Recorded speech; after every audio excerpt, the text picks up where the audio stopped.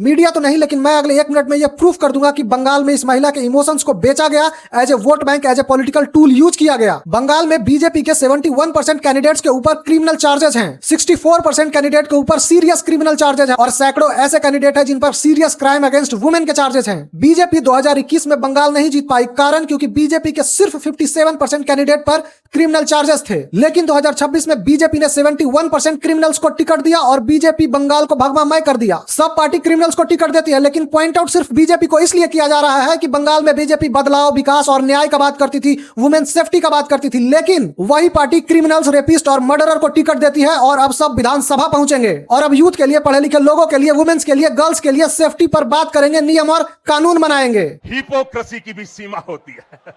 आप पहले से ही पावरफुल हो, अब और पावरफुल बनते जा रहे हो, तो क्या गंगोत्री से लेकर के गंगा की खाड़ी तक आपको लोग सिर्फ इसलिए चुन रहे हैं कि आप सांसद से लेकर के विधानसभा तक में अनपढ़, जाहिल, गवार, मर्डरर, रेपिस्ट को विधानसभा और सांसद में पहुंचाएंगे? गली मोहल्ला, चौक चौराहों पर पावरफुल, अनपढ़, जाहिल, गवार विधायक और उनके बाल बच्चों से भर देंगे? ऐसे होगा पब्लिक सेफ्टी और वुमेन सेफ्टी? और अगर चुनाव जीतना और जितवाना ही न्याय देने का पैरामीटर है, तो इंडिया में quote unquote per day 100 rape cases होते हैं, उनको न्याय कैसे मिलेगा? और फिर आप Unnao, Ankita Bhandari, Saran rape case, Shambhu girls hostel rape case के मां बहन को कब विधायक बना रहे हैं? इस सज्जन को क्या तकलीफ है भाई? हिपोक्रेसी को एक्सपोज करने में मदद कीजिए, शेयर कीजिए, रिपोस्ट कीजिए और फॉलो कर लीजिए।